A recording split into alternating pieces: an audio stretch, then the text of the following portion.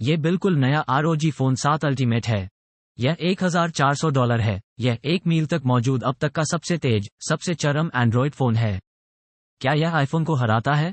क्या अंततः मेरे और अन्य आईफोन उपयोगकर्ताओं के लिए एंड्रॉयड पर जाने का समय आ गया है? स्पॉइलर अलर्ट, मैं कल रात 3 बजे बिस्तर पर जा रहा हूं, क्योंकि मेरे बैटरी परीक्षण के दौरान इनमें से किसी एक फोन की बैटरी खत्म नहीं होगी। तो अनबॉक्सिंग अनुभव से शुरू करते हुए मैं अब तक के उच्च स्तर के विश्वास के साथ कह सकता हूं, हाँ, फोन एक इंटरप्लेनेटरी ऑब्जेक्ट की तरह दिखने में पैक किया हुआ आता है। ये चुंबकीय पट्टा वैसे फोन के लिए एक डॉक भी है, जो एक संवर्धित वास्तविकता वीडियो गेम लॉन्च करता है, जो मूल रूप से सिर्फ एक पार्टी चाल के लिए चौंकाने वाला है। मेरा मतलब है, ये चीजें वास्तविक बटन हैं जो आपके फोन को गेम कंसोल की तरह नियंत्रित करती हैं। इसमें एक इनसेट है जिसके अंदर एक केस है। कूल डिजाइन, लेकिन फोन के जानवर के आकार को देखते हुए यहाँ बहुत कम सामग्री है। आपके पास चार्जिंग ईंट, USB-C केबल, एक बहुत बड़ा पाउच है। इसके बारे में भी मत सोचो, संपादकों। और यह आपके द्वारा अब तक देखी गई सबसे हास्यास्पद फोन एक्सेसरी, एरोएक्टिव कूलर 7 को ले जाने के लिए बनाया गया है। और यहाँ फोन है, जो केस के साथ इस तरह का छोटा दिखता है जैसे आपने अभी अभी एक बॉडी बिल्डर को बिकनी में खिसका दिया हो। अब इसकी तुलना आईफोन 14 प्रो मैक्स के अनबॉक्सिंग अनुभव से करें। मुझे लगता है कि वे अतिसूक्ष्मवाद पर जीतते हैं, लेकिन हाँ, ये बिंदु स्पष्ट रूप से ROG को जाता है। अभी 8 और टेस्ट होने हैं। आइए देखें कि ग्रह पर सबसे चरम फ्लैगशिप फोन ग्रह पर सबसे लोकप्रिय फ्लैगशिप फोन को हरा सकता है या नहीं। तो फिर हमारे पास ऑडियो है, और ईमानदार होने के लिए मैं नए आईफोन्स पर स्पीकर की गुणवत्ता से बहुत प्रभावित हुआ हूं। कोई यह तर्क नहीं दे सकता है कि यह बाजार पर सबसे अच्छे ध्वनि वाले फोनों में से एक नहीं है। इसके बॉटम फायरिंग स्पीकर और फिर फ्रंट में इसके VIP स्पीकर के काफी शक्तिशाली संयोजन के साथ। लेकिन ये पूरी तरह से कुछ और है। पिछले साल के ROG फोन 6 में पहले से ही बाजार में सबसे अच्छे फोन स्पीकर थे, और वे कहते हैं कि उन्होंने अब स्पीकर इकाइयों को स्थानांतरित करने में सक्षम होने के लिए और भी अधिक जगह दी है और इसलिए अधिक हवा को धक्का दिया है, जिसके परिणामस्वरूप ध्वनि भी तेज होनी चाहिए। अरे वाह, ठीक है। हाथों हाथ, आप शायद इसे एप्पल बार तक सुन सकते हैं। वाह, यह पागलपन है कि आईफोन में कितना बेहतर है। ये तेज है, बास थपथपा रहा है, और वक्ताओं की स्थिति यह महसूस करती है कि ध्वनि सीधे मेरे कानों में जा रही है। लेकिन जब आप इसका इस्तेमाल करते हैं तो यह मूर्खतापूर्ण अच्छा हो जाता है। तो यह ROG कंपनी पीढ़ियों से ऐसे ही कूलर बनाती आ रही है, और हर बार जब वे एक नया रिलीज करते हैं तो वे इसमें एक महत्वपूर्ण नई सुविधा जोड़ते हैं। तो इस बिंदु पर हमारे पास एक किक स्टैंड, एक हेडफोन जैक, भौतिक बटन, LED, एक पोर्टल है जो फोन पर खुलता है और इसे सीधे चिप पर ही हवा पंप करने की अनुमति देता है। लेकिन इस बार यह एक सबवूफर भी है, या दूसरे शब्दों में, विशेष रूप से बास के लिए डिजाइन किया गया तीसरा स्पीकर। तो बस इसे इस तरह बंद करने से मुझे लात मारने की आवाज सुनाई देती है। ये ट्रैक में गर्मी और समृद्धि की एक पूरी परत जोड़ रहा है। पता नहीं और क्या कहना है। दूसरा बिंदु ROG को भी जाता है। लेकिन ठीक है। अनबॉक्सिंग अनुभव, ऑडियो अनुभव, आप कह सकते हैं कि वे अभी भी विशिष्ट विशेषताएं हैं। तो आइए परीक्षण करें कि हम सभी के लिए यकीनन सबसे महत्वपूर्ण मौलिक फोन विशेषता क्या है। बैटरी। इसलिए हम दोनों फोन साथ साथ लेंगे। वैसे ये प्रत्येक फोन के बिल्कुल नए संस्करण हैं, बस ये सुनिश्चित करने के लिए कि उनमें 100% बैटरी स्वास्थ्य है। मैंने चमक को बराबर कर दिया है और स्पीकर की मात्रा 50% पर रख दी है। तो देखते हैं कौन जीतता है। योजना यह है कि हम पहले कुछ घंटों के लिए सीधे YouTube वीडियो चला रहे हैं। ठीक है, वाह, आईफोन वास्तव में एक उचित राशि आगे है, संभवतः क्योंकि बैटरी को बचाने के लिए आवश्यक नहीं होने पर ROG फोन की तुलना में इसका प्रदर्शन स्वचालित रूप से अपनी ताज़ा दर को कम कर सकता है। मैं ये भी मानता हूं कि कम से कम इसका कुछ हिस्सा ये तथ्य है कि एप्पल का बैटरी इंडिकेटर आपको सच नहीं बताता है। मुझे पूरा यकीन है कि आईफोन केवल उपयोगकर्ता को आश्वस्त करने के लिए पहले कुछ प्रतिशत अंक पर लटके रहते हैं कि जैसे ही वे इसे चार्ज से बाहर निकालते हैं, उनका फोन गिर नहीं जाता है। तो अब सोशल मीडिया, हम कुछ और घंटों के लिए इंस्टाग्राम और टिकटॉक करेंगे, और उसके बाद आप ROG को आगे की ओर खींचते हुए देखना शुरू कर सकते हैं। लेकिन क्या वास्तव में पुरुषों को लड़कों से अलग करने वाला है कुछ उचित गेमिंग? इसलिए हम कुछ जेनशिन इम्पैक्ट, कुछ डूम चलाएंगे, और मूल रूप से इन खेलों को तब तक चालू रखेंगे जब तक कि फोन की गुणवत्ता समाप्त नहीं हो जाती, जो कि आईफोन के मामले में हमें कुल 9 घंटे 30 मिनट का समय देता है। मैं कहूंगा कि यह आधुनिक झंडे के ऊपरी छोर की ओर है, लेकिन सबसे अच्छा नहीं है। इस बीच ROG अभी भी चल रहा है। अच्छाई के लिए यह अभी भी 37% पर है, लेकिन धीरे धीरे, निश्चित रूप से, अगर हम इसे काफी जोर से दबाते हैं तो ये भी अंततः मर जाता है। लेकिन वहां पहुंचने में 12 घंटे 18 मिनट का समय लगा, जो सच में पागलपन है। हाँ, ये परिणाम पाने के लिए मैं लगभग 12 घंटे तक खड़ा रहा। तो आप जानते हैं, अगर आप इसकी सराहना करते हैं तो सदस्यता लें। आपको इसका पछतावा नहीं होगा। मैं परिणामों से केवल आधा हैरान हूं। मेरा मतलब है, इस चीज के अंदर 2 अलग अलग बैटरी हैं। तो कुल 6000 mAh, जो इस आदमी से बहुत अधिक है। ये सिर्फ इसलिए है क्योंकि यह वास्तव में दोनों के बीच हल्का फोन है। आप भूल जाते हैं कि वहां कितना है। लेकिन तब मैं ऐसा था, ठीक है, वैसे भी फोन यहां नीचे हैं। वे दोनों अभी 0% पर हैं। हम ये भी जांच सकते हैं कि वे कितनी तेजी से चार्ज कर सकते हैं। क्या आप देख सकते हैं कि मैं अब 3 बजे क्यों सो रहा हूं? इसलिए मैंने उनके साथ प्रदान की गई मूल चार्जिंग ईंटों और केबलों का उपयोग करने में दोनों को प्लग किया, जो ROG को 65 वॉट तक बिजली देता है। और आईफोन, ठीक है, तकनीकी रूप से 0 वॉट। ये चार्जर के साथ नहीं आता है। लेकिन यह मानते हुए कि आप सबसे तेज संभव चार्जिंग प्राप्त करने के लिए अतिरिक्त $40 का भुगतान करेंगे, यह ईंट एक आईफोन 14 प्रो को 27 वॉट बिजली प्रदान कर सकती है। आईफोन निश्चित रूप से तेज शुरुआत के लिए बंद है, जो अजीब लग सकता है, लेकिन यह वास्तव में अनसुना नहीं है। क्योंकि वो वॉट क्षमता का आंकड़ा, यह आपको पूरी कहानी नहीं बताता है। क्योंकि नंबर आपको केवल अधिकतम चार्जिंग पावर बताता है जिस तक फोन पहुंच सकता है, न कि वो पावर जिस पर वह चार्ज को बनाए रख सकता है। तो वैसे भी, जैसे ही ROG फोन गियर में किक करता है, यह बहुत जल्दी बराबर हो जाता है, यहां तक कि सिर्फ 10 मिनट के बाद थोड़ा आगे निकल जाता है। और सोचने वाली बात यह है कि आईफोन की बैटरी क्षमता भी बहुत कम है, 4300 mAh बनाम 6000। तो भरने के लिए बस कम है। और इसलिए तथ्य यह है कि यह और भी करीब है एक बहुत स्पष्ट संदेश भेजता है कि चार्जिंग गति एप्पल के फोर्टे में से एक नहीं है। और हाँ, अगर आप पूरे चार्ज के अंतिम समय को देखें, ROG फोन 1 घंटा 7 मिनट पर स्लिप हो जाता है, जबकि आईफोन के पास अभी भी एक रास्ता है। तो यह ROG के लिए एक और बिंदु है। अब आप अच्छी तरह से सोच रहे होंगे, बेशक ROG फोन ये सब जीतता है। यह $1400 का फोन है, लेकिन ये चीज डिफ़ॉल्ट रूप से 512 गीगाबाइट स्टोरेज के साथ आती है। और अगर आप आईफोन पर 512 गीगाबाइट के लिए जाते हैं, तो ये US में समान कीमत है, और वास्तव में कहीं अधिक महंगा फोन मूल रूप से हर जगह है। लेकिन निश्चित रूप से कैमरा विभाग में आईफोन जीतता है ना? आईफोन खरीदने के कारणों में से एक कैमरा है। खैर, दोनों फोन में आगे की तरफ एक कैमरा और पीछे की तरफ ट्रिपल कैमरा है। और इसमें उतना नहीं है जितना आप उम्मीद कर सकते हैं।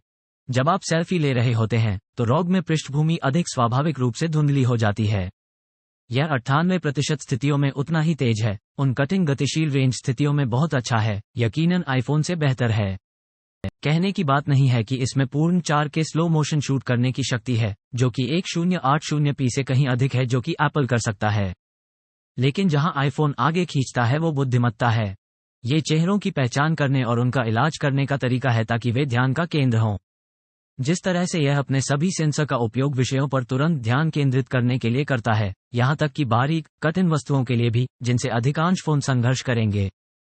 साथ ही, आमतौर पर, वीडियो।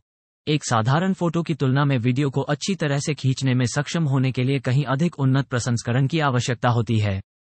और यही वो जगह है जहां एप्पल ने रिफाइनिंग में बिताए वर्षों का वास्तव में भुगतान किया है, जिससे स्कोर 4-1 हो गया।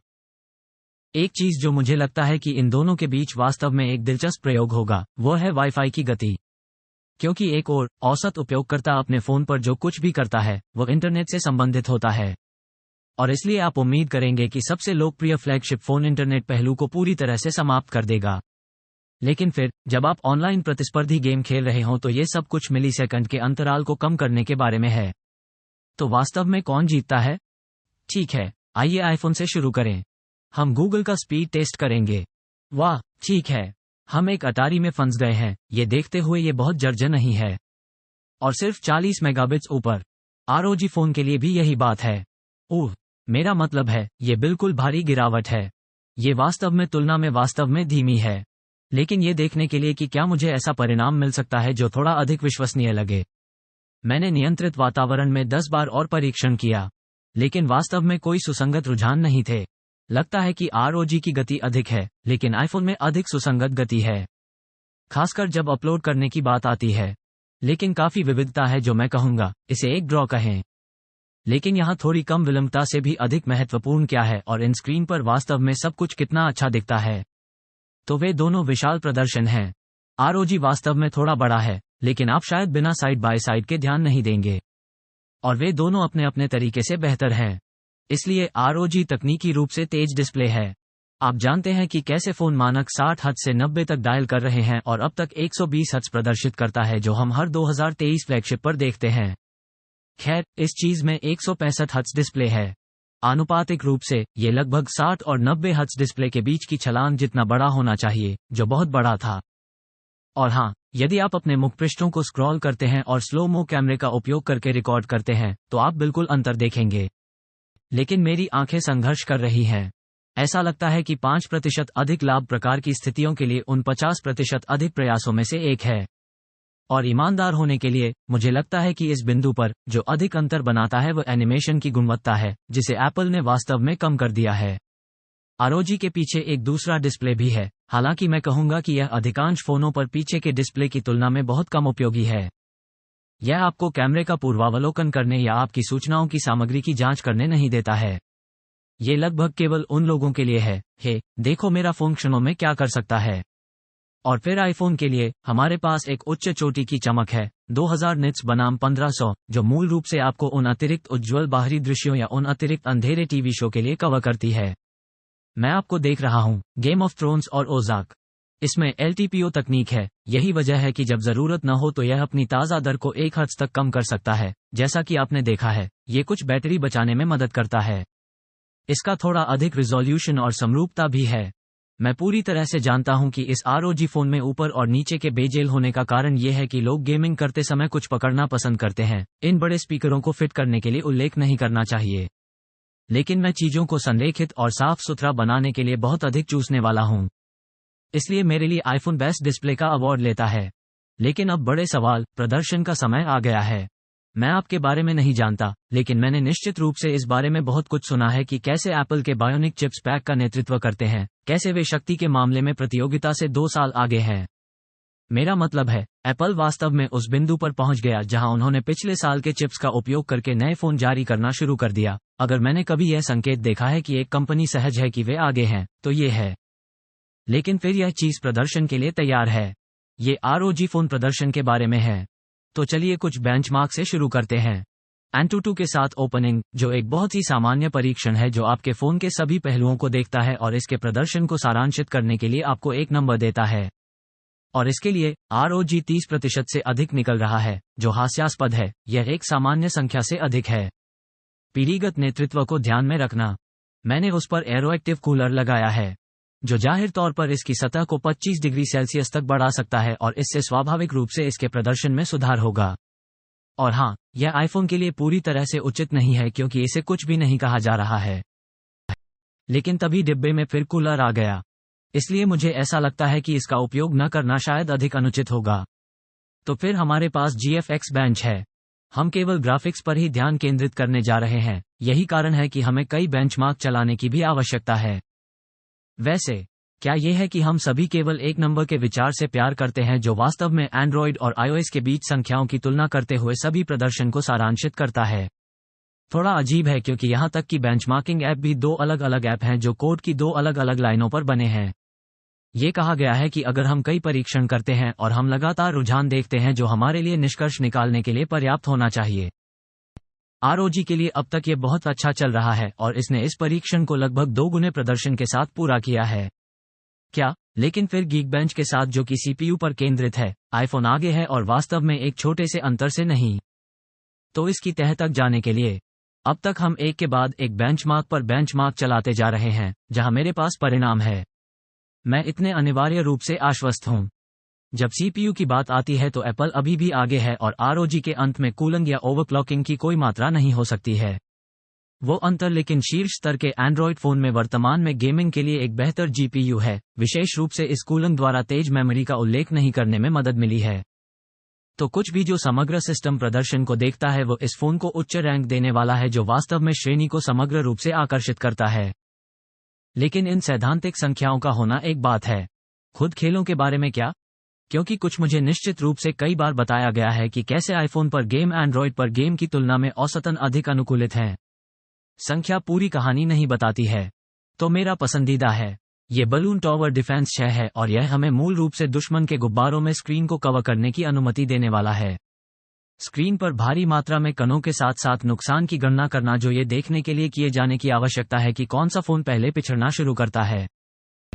ठीक है, तो आइए 999 मध्यम शक्ति के दुश्मनों को स्क्रीन पर भेजकर शुरू करें।